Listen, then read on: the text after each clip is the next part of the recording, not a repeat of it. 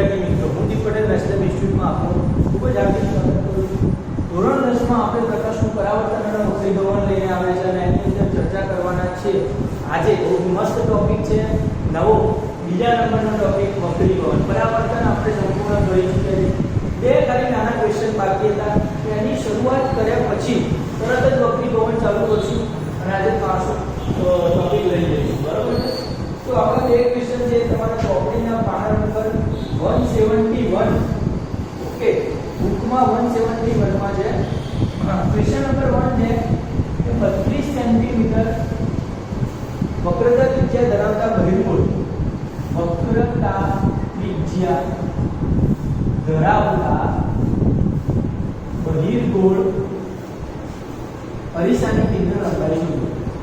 અરીસાની કેન્દ્ર લંબાઈ શોધો. બરાબર છે? 32 સેન્ટીમીટર વક્રતા ત્રિજ્યા છે. અરીસો કેવો છે? બહિર્ગોળ. હવે તમને હવે એટલી તો ખબર પડી ગઈ છે કે બહિર્ગોળ અરીસો હોય તો વક્રતા ત્રિજ્યા અરીસા માટે વક્રતા ત્રિજ્યા r કેવી આવે? પ્લસ આવે. એનો મતલબ કે 32 સેન્ટીમીટર છે. શોધવાની શું છે? કેન્દ્ર લંબાઈ. મતલબ કે f શોધવાનું છે. f કેવો હોય? r/2 જેટલો. 32/2 16 આન્સર આપો જોઈએ. કેન્દ્ર લંબાઈ કેટલી મળે છે? 16 સેન્ટીમીટર મળશે. બરાબર છે? વક્રતા ત્રિજ્યા 32 છે, કેન્દ્ર લંબાઈ 16 પણ પોઝિટિવ. કે બહિર્ગોળ અરીસો હોય અને બહિર્ગોળ અરીસા માટેની વક્રતા ત્રિજ્યા r અહીંયા જોવા મળે પાછળ. તો પાછળની સાઈડ આ બાજુ આપણે પોઝિટિવ લઈએ છીએ. જો આની જગ્યાએ શબ્દ ચેન્જ કરી અને ક્વેશ્ચન બદલું અને અહીંયા અંતર્ગોળ અરીસાની કેન્દ્ર લંબાઈ, તો પછી મારે અહીંયા -16 આન્સર લખવો પડે. એસક્યુ માં ઘણીવાર એક્ઝામમાં પૂછાતા હોય છે, ધ્યાન રાખો. ક્વેશ્ચન નંબર 2 છે એક અંતર્ગોળ અરીસો તેની સામે, ધ્યાન રાખજો, અંતર્ગોળ અરીસો તેની સામે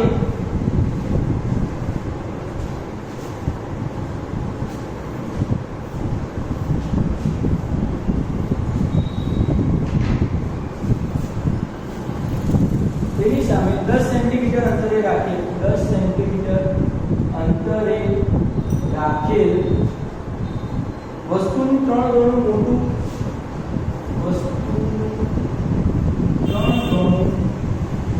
મોટું વાસ્તવિક પ્રતિબિંબ આપે છે.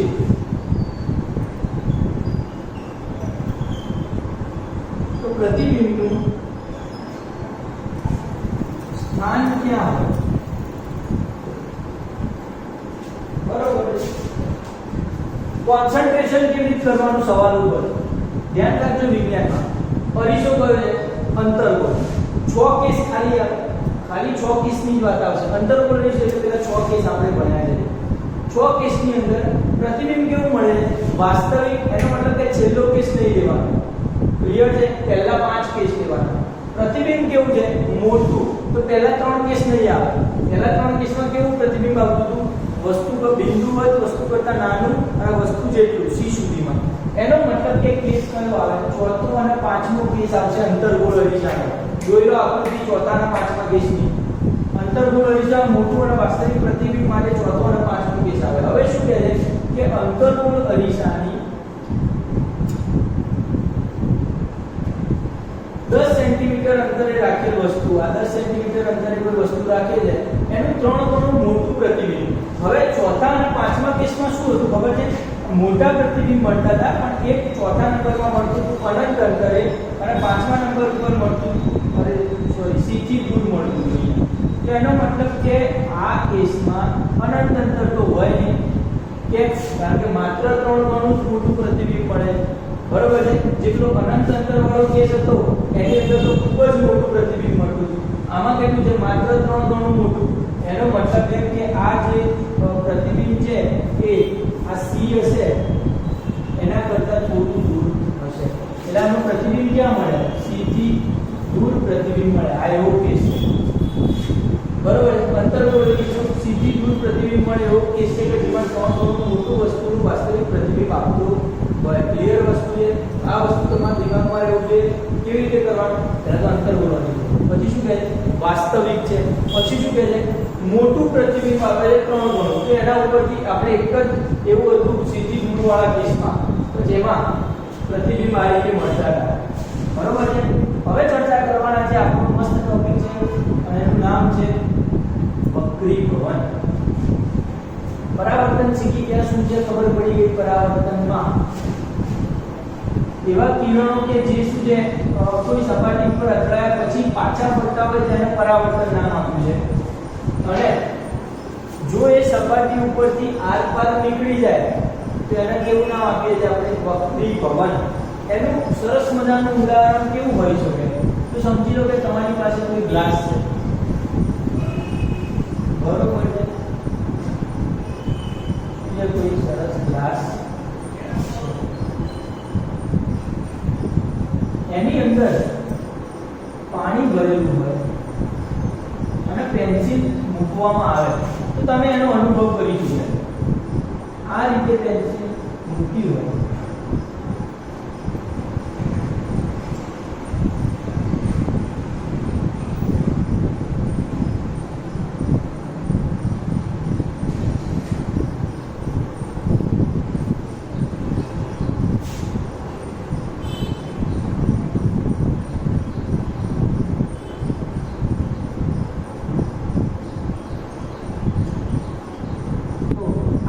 વિચલિત થયેલી જોવા મળે સપાટી ઉપર. બરોબર છે.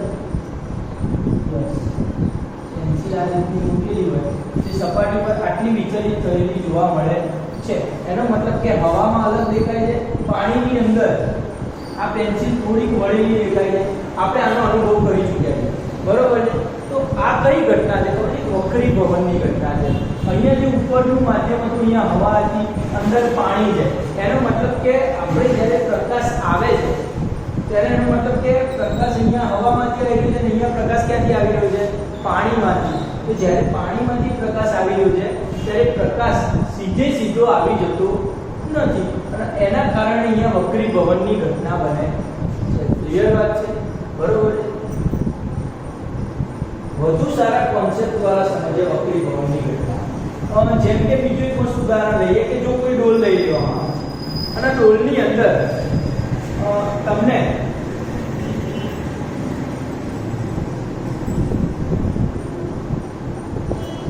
ડોલ જેવું માની લેવાનું આપણે. બરોબર છે. બડી બહુ ડોલ તો નથી, દૂર થઈ ગઈ. ચલો આ ડોલ છે, એની અંદર મેં એક 5 રૂપિયાનો સિક્કો મૂકેલો છે અને તમને અહીંયાથી અંદર પાણી ભરેલું છે. તમને અંદર અહીંયાથી કહેવામાં આવે તો એક જ બાજુથી જોઈ અને એક જ વખત આમ આંગળી નાખી અને તમે 5નો સિક્કો ઉઠાવી લો. તો શું તમે એક જ પ્રયત્નથી આ 5નો સિક્કો ઉઠાવી શકો છો?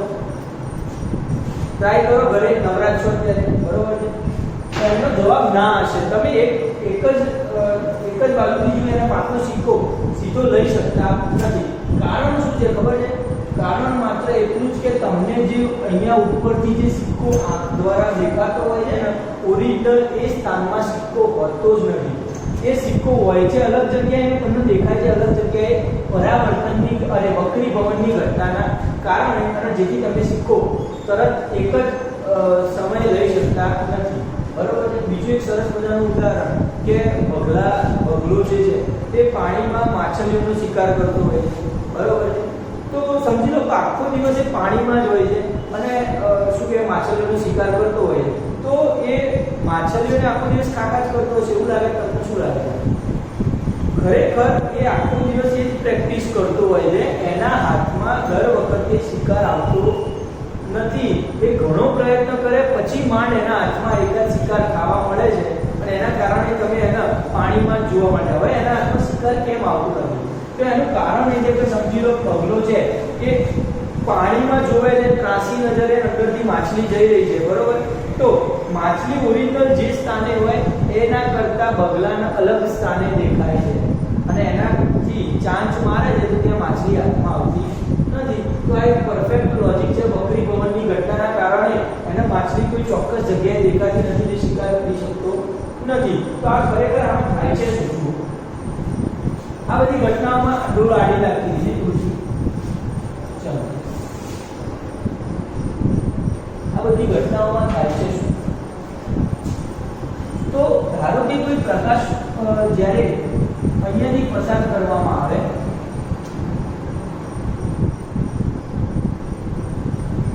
બરોબર છે, અને આ કોઈ એક સપાટી છે, આ કોઈ એક સપાટી છે, ત્યાંથી આટલી બધી ખાલી એક જ સપાટી આપણે રાખીએ સપાટી, તો ત્યાંથી વિચલન થાય છે આ રીતે થોડું, જે કિરણ અહીંયા સીધું આવવું જોઈએ સીધું જતું નથી, થોડું વિચલન થાય છે. તો એનું કારણ શું છે? તો આ ઘટનાને આપણે વક્રી ભવનની ઘટના કહેવાય. અહીંયા ઓરિજિનલ, ધારો કે ઓરિજિનલ આવું જોઈએ કિરણ અહીં આપણે દેખાય છે ક્યાં? અહીંયા. એવું એટલા માટે થાય છે કે એના માટે આપણે વક્રી ભવનની ઘટના જોવી પડે. તો પ્રકાશ જ્યારે એક માધ્યમમાંથી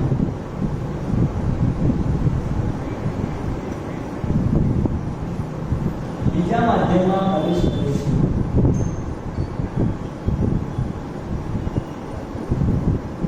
ત્યારે માધ્યમને છૂટી પાડતી સપાટી આગળ, છૂટી પાડતી સપાટી આગળ સહેજ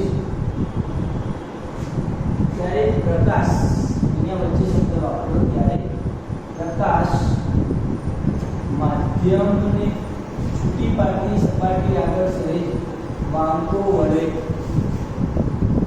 છે, જેને વક્રી ભવનની ઘટના કહે છે.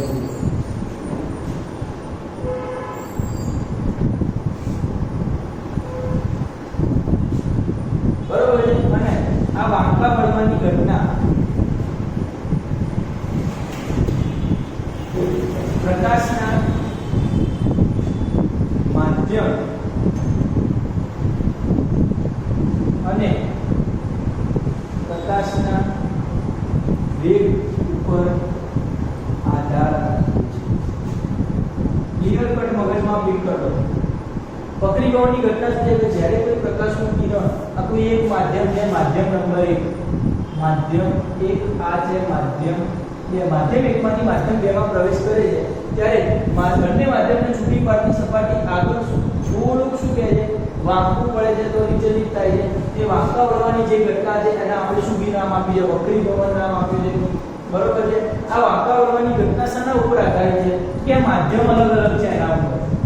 માધ્યમ શું છે? અલગ અલગ. એટલે માધ્યમ ઉપર આધાર રાખે છે અને પ્રકાશના કિરણનો વેગ કેટલો છે એ બે વસ્તુ ઉપર વક્રી ભવનની ઘટના મુખ્યત્વે જોડાયેલી છે. બરોબર છે. હવે કાચના લંબન વડે થતા પ્રકાશનું પરાવર્તન અને વક્રી ભવન જોઈએ એટલે તમને ખાસ વક્રી ભવનનો ઓરિજિનલ ખ્યાલ આવશે. બરોબર છે. સ્ક્રીનશોટ લઈ લો અને આ ખબર પડી જવી જોઈએ તમને કદાચ કે એક માધ્યમમાંથી બીજા માધ્યમમાં પ્રવેશ કરે ત્યારે પ્રકાશને છૂટી પાડતી સપાટી આગળ જે વાંકું હોય એને આપણે વક્રી ભવન કીધું. બરોબર છે. કાચના લંબનવાળા પ્રયોગમાં આપણે એને બિલકુલ નજીકથી જોઈશું.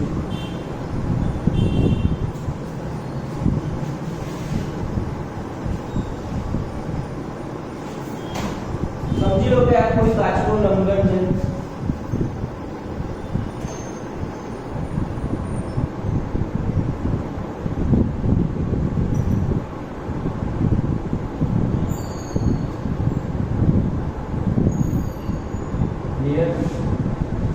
અને કોઈ સપાટી પર પ્રકાશનું કિરણ આપાત કરવામાં આવે,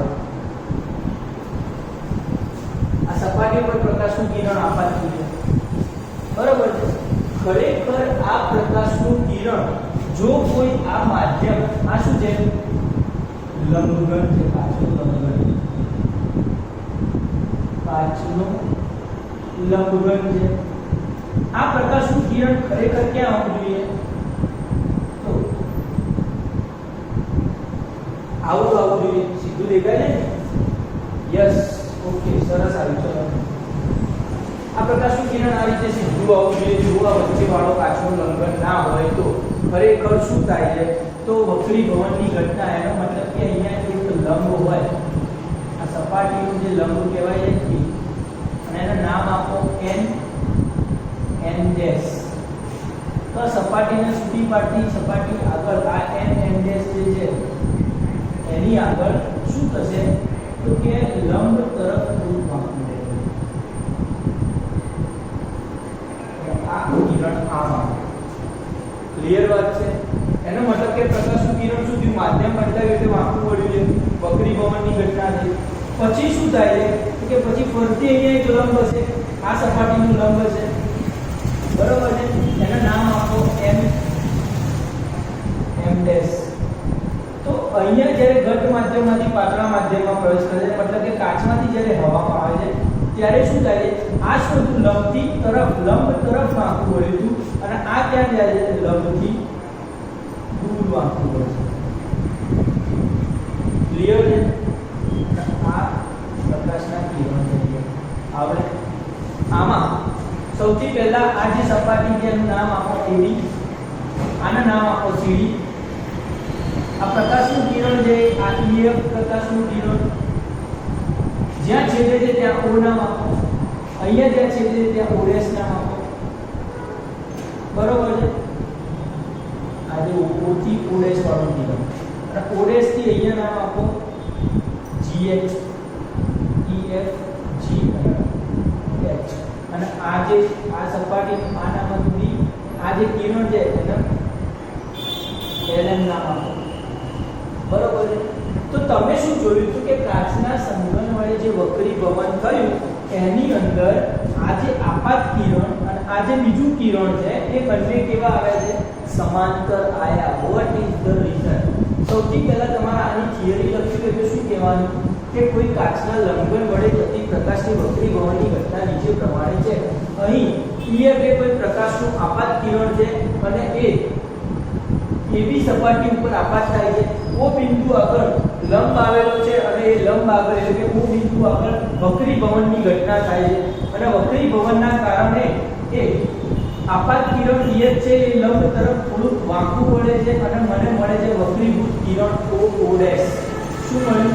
અહીંયા લખો આપાત કિરણ શું છે EF આપાત કિરણ દેખાય છે. પછી વક્રીભૂત કિરણ શું છે આ રહ્યું. આ જે સપાટી એવી ઉપરથી જે પાછું ફરી આ જે આવી જે વક્રીભૂત કિરણ છે નામ આપો O ડેશ, બરોબર છે. નીચે આવે છે નિર્ગમન કિરણ.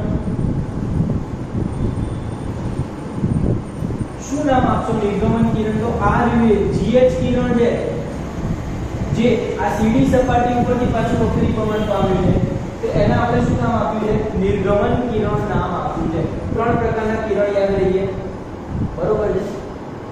હવે જ્યારે પ્રકાશનું કિરણ EF એબી સપાટી ઉપર આપાત થાય છે O બિંદુ આગળ લંબ તરફ વક્રી ભવન પામે છે. સમજો માધ્યમ એક તરીકે શું છે? માધ્યમ એક તરીકે છે હવા અને માધ્યમ બે તરીકે છે કાચ. આ છે માધ્યમ એક, આ હવા છે, આ છે કાચ, અહીંયા ફરતી છે હવા. તો હવા એ પાતળું માધ્યમ છે ખબર છે, કાચ એ જાડું માધ્યમ છે ખબર છે, આ પાછું પાતળું માધ્યમ છે. તો પ્રકાશ જ્યારે પ્રકાશ પાતળા માધ્યમમાંથી ઘટ્ટ માધ્યમમાં આવે છે ત્યારે લંબ તરફ વાંકું વળે. ધ્યાન રાખજો પાતળામાંથી ઘટ્ટ માધ્યમમાં જાય તરફ લંબ તરફ, બરોબર છે. એનો મતલબ કે આ તો યાદ રાખવાનું પાતળાનો તો અને અહીંયા તરફનો તો યાદ રાખવાનું. પાતળા માધ્યમમાંથી ઘટ્ટ માધ્યમમાં લંબ તરફ વાંકું વળે અને પ્રકાશ ઘટ્ટ માધ્યમમાંથી પાતળા માધ્યમમાં આવે ત્યારે લંબથી દૂર જાય છે. આટલું આવડવું જોઈએ. ક્યાં ગયું? ઘટ્ટ માધ્યમમાંથી પાતળા માધ્યમમાં આવ્યું તો ક્યાં જશે? લંબથી દૂર.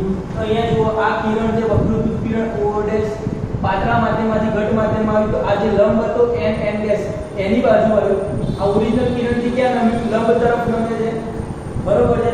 અને જ્યારે ઘટ માધ્યમમાંથી પાતળા માધ્યમમાં જાય છે ત્યારે શું છે? આ લંબ છે તો લંબથી ક્યાં ગયું? આ આવું ક્યાં જોઈએ? આ કિરણ અહીંયા આવવું જોઈએ. આ જુઓ ક્યાં ગયું? લંબથી દૂર જાય છે. ક્લિયર વસ્તુ છે, એટલે આ ખબર પડવી જોઈએ. બીજું શું છે?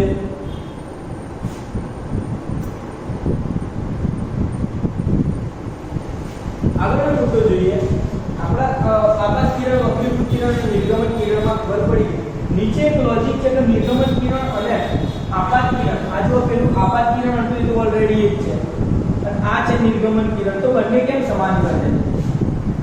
આપાત કિરણ સમાંતર નિર્ગમન કિરણ. કારણ આપો. આવું કદાચ કારણ પૂછાઈ શકે છે ક્વેશ્ચન તરીકે એક અથવા બે માર્ક્સમાં કે આપાત કિરણ અને નિર્ગમન કિરણ કાચના વક્રી ભવનમાં કેમ સમાંતર હતા. તો શું થાય છે તો કે આપાત કિરણ જે છે એ જ્યારે AB અને CD સપાટી આગળ પ્રકાશનું કિરણ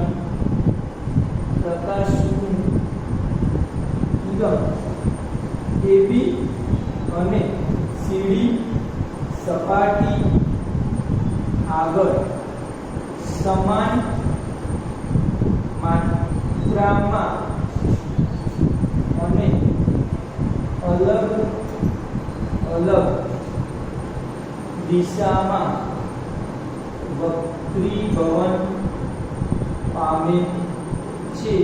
તેથી અંતિમ કિરણ સમાંતર મળે. ધ્યાન રાખો, સમાન માત્રામાં અને અલગ અલગ દિશામાં વક્રીભવન પામે છે. સમજી રાખો, જેટલું AB સપાટી આગળ જેટલી માત્રામાં લંબ તરફ વળ્યું એટલી જ માત્રામાં CD સપાટી આગળ લંબથી દૂર જતું રહ્યું. તો જેટલું વળ્યું હતું એટલું દૂર જતું રહ્યું તો સમાંતર આવી ગઈ કિરણ. નહીં ખબર પડતી મળે, લખતા આવડવું જોઈએ. બહુ મસ્ત સ્ક્રીનશોટ લઈ લો. જેટલા માર્ક્સમાં 3 માર્ક્સમાં પૂછે આકૃતિ સહિત તમારે લખવું પડે.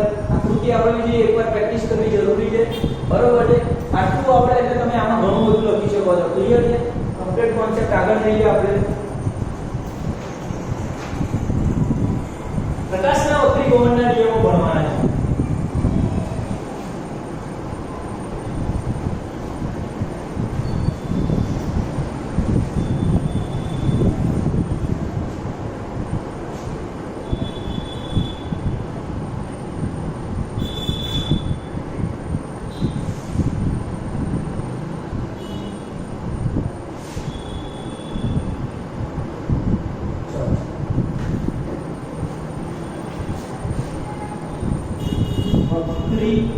વક્રીભવનના નિયમો. 2 માર્ક્સનો સૌથી સારો ક્વેશ્ચન છે. જેમ પરાવર્તનમાં 2 નિયમો ભણ્યા હતા, યાદ ના હોય ફરીથી એકવાર વાંચી લો, યાદ આવવા જોઈએ. અત્યારે વક્રીભવનના નિયમ જોવાના છે. નિયમ નંબર 1. જે પરાવર્તનનો બીજો નિયમ છે એ વક્રીભવનનો પહેલો નિયમ છે. શું હતો? તો કે આપાત કિરણ સપાટીને દોરેલ લંબ અને વક્રીભૂત કિરણ ત્રણેય એક જ સમતલમાં હોય છે. આપણે હમણાં જોઈ લીધી આકૃતિ જોઈ અને બધા કિરણો ક્યાં એક સમતલમાં તમે દોરી શકે, એક જ સમતલમાં આવે, બરોબર છે. એટલે પહેલો નિયમ આ છે, એક જ સમતલમાં છે ત્રણે ત્રણ વસ્તુ. અને આપણે પ્રકાશના પરાવર્તનના નિયમમાં પણ આ જ છે કે આપાત કિરણ સપાટીને દોરેલ લંબ અને પરાવર્તન કિરણ ત્રણે ત્રણ એક જ સમતલમાં હતા. યાદ છે? બરોબર છે. બીજો નિયમ શું છે આપણે વક્રીભવનનો? તો પ્રકાશ માટે પ્રકાશનો રંગ અને માધ્યમ પર આધારિત પ્રકાશના રંગ અને માધ્યમ પર આધારિત એવી શું વસ્તુ છે કે જે વક્રીભવનને અસર કરે છે? તો કે આપાત કોણનો પ્રકાશ જે લીધો છે કે જે રંગ અને માધ્યમ પર આધારિત છે એ શું શું છે તો કે એ જ્યારે પ્રકાશ જ્યારે આપાત થાય છે એ આપાત કોણ અને પરાવર્તન કોણ એ બંનેના સાઈનના ખૂણા સમાન હોય છે એનો મતલબ પ્રકાશ કે જે રંગ અને માધ્યમ પર આધારિત છે એ જે રંગ અને માધ્યમ પર આધારિત છે તેના આપાત કોણના સાઈન અને વક્રીભૂત કોણના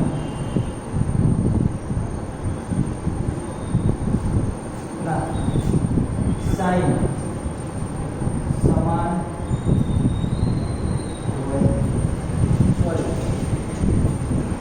નો ગુણોત્તર અચળ હોય મતલબ શું પ્રકાશનો જે રંગ અને માધ્યમ પર આધારિત છે એના આપાત કોણના સાઈન અને વક્રીભૂત કોણના સાઈન એટલે કે ધારો કે આપાત કોણનો જે સાઈન છે આપાત કોણનો સાઈન જે છે આ સાઈન શું છે ખબર છે સાઈન થીટા છે અને એને લખાય છે સાઈન ઓફ એંગલ આઈ અને વક્રીભૂત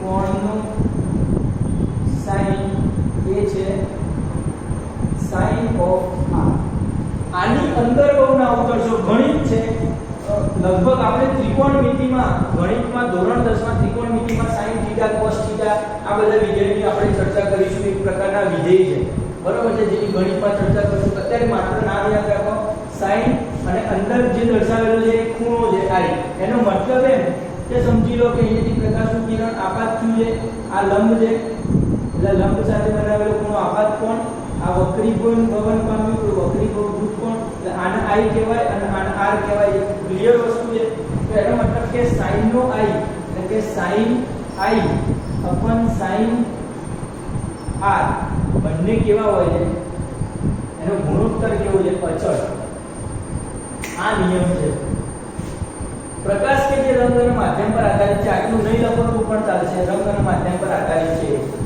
તેના આપાત કોણના સાઈન અને વક્રીભૂત કોણના સાઈનનો ગુણોત્તર અચળ હોય છે અને અહીંયા એક લખો જેને સ્નેલનો નિયમ કહે છે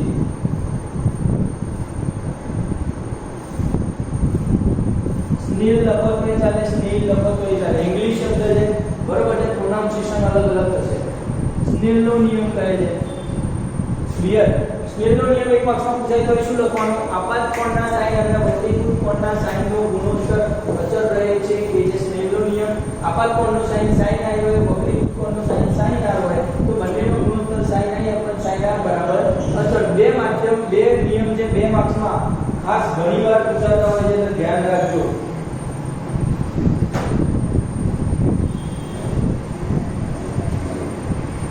અને જે અચળ જે વસ્તુ આવી ને આટલું રાખીએ હવે આપણે વક્રી ભવનાંક જોવાના છે આ જે અચળ વસ્તુ આવી ને બરોબર છે આ અચળ વસ્તુને આપણે માધ્યમ 1 અને 2 નો વક્રી ભવનાંક કહીશું વક્રી ભવનાંક બરોબર એની ચર્ચા કરીએ જે અચળ વસ્તુ જે ગુણોત્તર આવે છે ને એ આપણો વક્રી ભવનાંક છે માધ્યમ 1 અને 2 ની એકબીજાની સાપેક્ષનો વક્રી ભવનાંક એની ચર્ચા આપણે કરી અગાઉનો ટોપિક આ બંને મુદ્દા યાદ આવવા જોઈએ એક તો આપાત કિરણ લંબ અને વક્રીભૂત કિરણ ત્રણે એક જ સમતલમાં હોય છે અને બીજું આપાત કોણનો સાઈન અને વક્રીભૂત કોણના સાઈનનો ગુણોત્તર અચળ છે ક્લિયર વાત છે બસ જરૂરી નથી દરેક શબ્દો યાદ રહે પણ ખાલી બે વ્યાખ્યા સ્નેલનો નિયમ કહેવાય અને આ અચળ આ સૂત્ર લખવું ફરજિયાત છે ક્લિયર છે બે માર્ક્સમાં પૂછાય આગળ જઈએ આપણે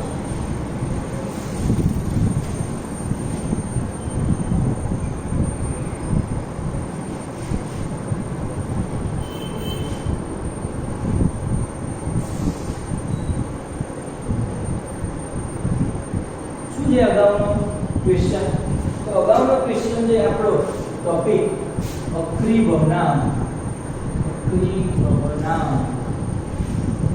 શું છે આ વક્રી ભવનાંક જુઓ બરોબર છે તો સાદી ભાષામાં ચર્ચા કરીએ તો એક ચોક્કસ પ્રકારનો ગુણોત્તર છે. મતલબ શું? લગભગ આના બહુ ટોપિક વાઇઝ પૂછાતો નથી, એટલે ક્વેશ્ચન આનો નહીં પૂછે, પણ જ્યાંથી ક્વેશ્ચન આવશે એ બધું હું લખી દઉં. એટલે હું જેટલું લખું છું એટલું ઇનફ છે અને એટલું યાદ રાખવાનું. તો વક્રી ભવનાંક શું છે ખબર છે? તો જ્યારે કોઈ પ્રકાશ એક માધ્યમમાંથી બીજા માધ્યમમાં જાય છે અને ત્યારે જે વાંકું જે એની દિશા બદલાય છે ત્યારે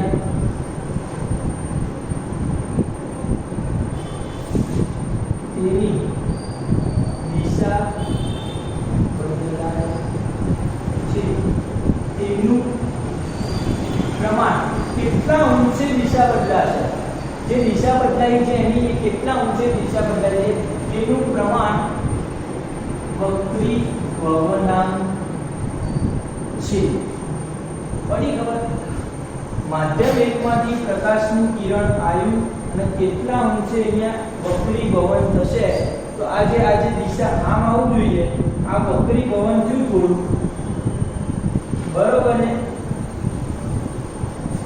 તો આ જે વક્રી ભવન થયું છે એના આપણે જે એની જે પ્રમાણ છે, એની જે વેલ્યુ, એના આપણે વક્રી ભવનાંક કહીશું. તે વેલ્યુ કેવી કેવી અલગ અલગ આવી શકે છે એ સમજાવું. તો ખરેખર સૌથી પહેલા એને જાણતા પહેલા ખરેખર એ વક્રી ભવનાંક છે શું છે ખબર છે? પ્રકાશના વેગનો મેં હમણાં અગાઉ ચર્ચા કરી તે પ્રમાણે વક્રી ભવનાંક છે એક તો માધ્યમ ઉપર આધાર રાખે છે અને એ માધ્યમ શેના ઉપર આધાર રાખે છે? પ્રકાશની ગતિ ઉપર. મતલબ કે માધ્યમ છે કોઈ અલગ અલગ, તેની અંદર પ્રકાશની ગતિ અલગ અલગ છે. ખ્યાલ આવે? જેમ કે પાણીની અંદર પ્રકાશ અલગ ઝડપથી ગતિ કરતો હોય, હવામાં પ્રકાશ અલગ ઝડપથી ગતિ કરતો હોય, બરાબર છે? શૂન્ય અવકાશમાં પ્રકાશની ઝડપ, શૂન્યાવકાશ પ્રકાશની ઝડપ કેટલી છે? 3 × 10⁸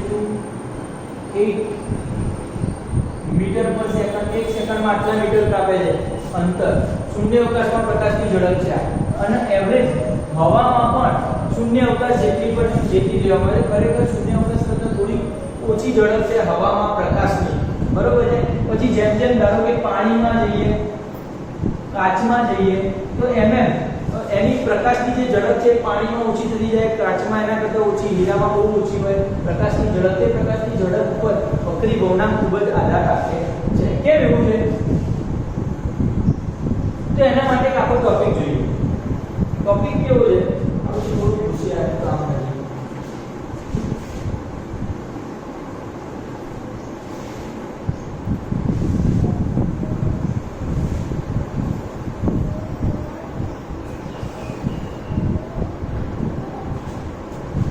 સમજી લો કે પ્રકાશ છે અને માધ્યમ એકમાં આવે છે. આ લખશું માધ્યમ એક, આ છે માધ્યમ 2. પ્રકાશનું કોઈ કિરણ આવી ગયું, આ એનો લંબ છે અને લંબથી થોડું વક્રી થઈ આ રીતે પસાર થાય, બરોબર છે? તો ધારો કે આપણે લખીએ કે પ્રકાશ માધ્યમ એકમાંથી માધ્યમ 2 માં ગતિ કરે છે, બરાબર છે? માધ્યમ 1 માં પ્રકાશનો વેગ કેટલો? ધારો કે હું લઈ લઉં v1. માધ્યમ 2 માં પ્રકાશનો વેગ કેટલો? કે હું લઈ લઉં v2, બરોબર છે? તો જે હું મળે છે મને, તો વક્રી ભવનાંક ધારો કે હું લઉં n21, એનો મતલબ કે માધ્યમ 1 માં પ્રકાશની ઝડપ, એટલે કે જે આ માધ્યમ 1 હતું એની અંદર કેટલા ઝડપથી પ્રકાશ આવે છે અને ભાગ્યા માધ્યમ 2 માં પ્રકાશની ઝડપ, એને આપણે n21 વક્રી ભવનાંક કહીએ છીએ. આનો મતલબ આનો ગુજરાતીમાં શું લખાય? તો કે માધ્યમ 2 બેનો માધ્યમ એકની સાપેક્ષે વક્રીભવનાંક શું છે? કોણ એની જે નજીકમાં છે ને એનો હંમેશા માટે એમાં લેવાનો, એની નજીકમાં હોય એનો કોની સાપેક્ષે? એકની સાપેક્ષે વક્રીભવનાંક. અહીંયા પાછળ વાળું છે એને ઉપર લખવાનું છે, આગળ વાળું છે એને નીચે લખવાનું. એનો મતલબ કે પ્રકાશનું કિરણ અહીંયાથી પસાર થાય છે અને કોઈ સપાટી પર વક્રીભૂત થાય છે. તો અહીંયા જે વક્રીભવ એ કેટલા કે કઈ દિશામાં વક્રીભૂત પામ્યું છે એનું દર્શાવતું પ્રમાણમાં આવે. એટલે આ વક્રીભવનાંક છે એના ઝડપના ગુણોત્તર દ્વારા દર્શાવવામાં આવે છે. અને એ કેવું છે તો કે અહીંયા માધ્યમ 2 માં પ્રકાશનો વેગ એવું દર્શાવવામાં આવે છે. બરાબર છે?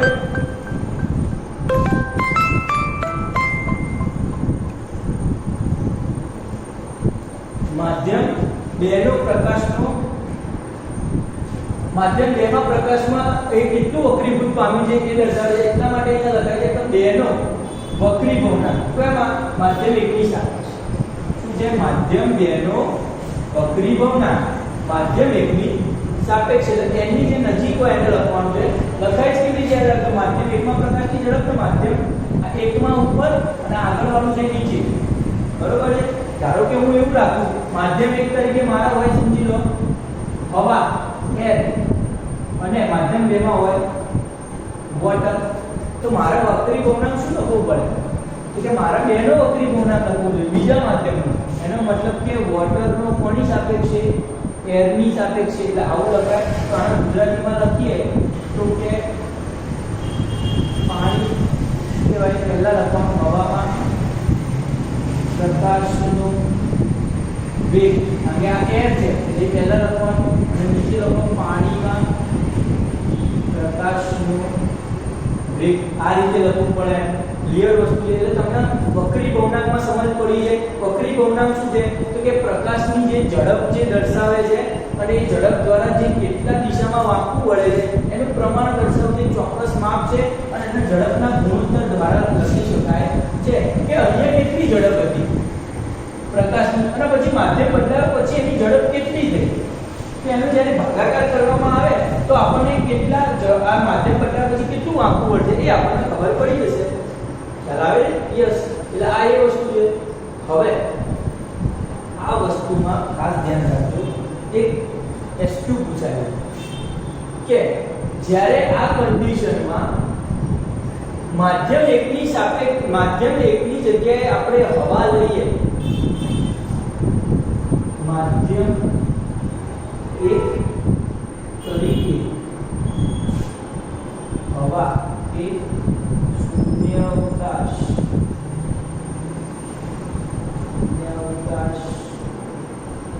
લેવામાં આવે તો માધ્યમ 2 ના વક્રીભવનાંકને નિરપેક્ષ વક્રીભવનાંક કહે છે.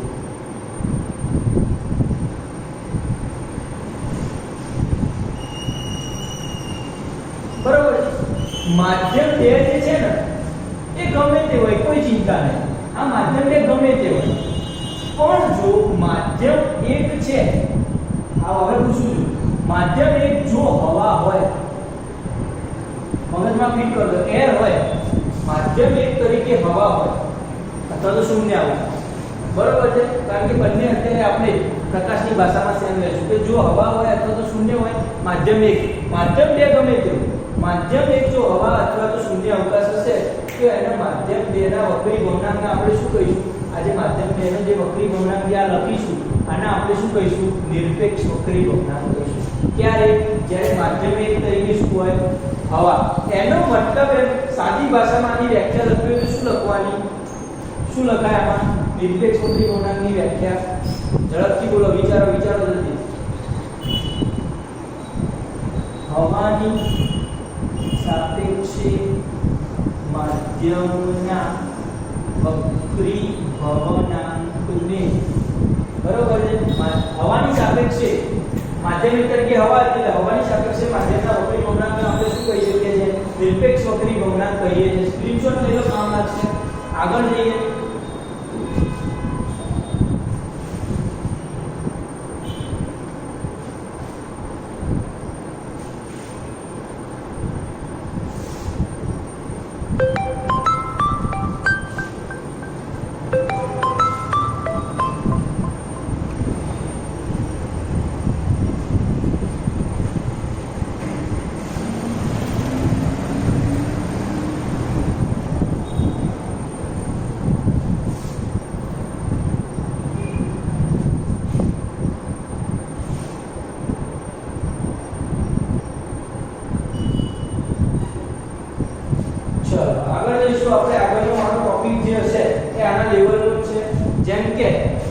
થોડું સમજવા જઈએ આનો વક્રી ભવનાંકના ચોક્કસ આંકડા આપી દીધા છે. આંકડા બુકમાં આપેલા છે, એક વખત નજર મારવી હિતાવો છે, પણ એને યાદ રાખવાની ક્યાંય જરૂર નથી. અમુક ધારો કે પાણીનો વક્રી ભવનાંક NW, પાણીનો વક્રી ભવનાંક શું છે તો એવરેજ કે 1.33 સમથિંગ છે, અને હવાનો N8 માં એવરેજ 1 લેવામાં આવે વક્રી ભવનાંક 1.0001, પણ આપણે 1 લઈશું એટલે હવાનો વક્રી ભવનાંક એ જ એક જેટલો છે શૂન્ય અવકાશનો. અને વોટર માટે 1.33. પછી કેરોસીન જે લેવામાં આવે, કેરોસીન એને ગમે તે રાખીએ, ધારો કે WP સના વડે દર્શાવે કે કેરોસીન સી ખબર કરી તો હવે લખ્યું નથી એટલે આપણે લખીએ સી. ચલો કેરોસીન તો એનો વક્રી ભવનાંક છે 1.44 એવરેજ.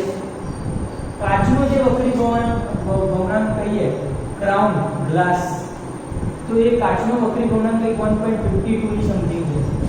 ક્લિયર વસ્તુ છે. તો આ થઈ ગઈ ચોક્કસ વક્રી ભવનાંક. અમુકના શું કહેવાય યાદ રાખે છે સમજાવવા, મારે આનું કામ છે.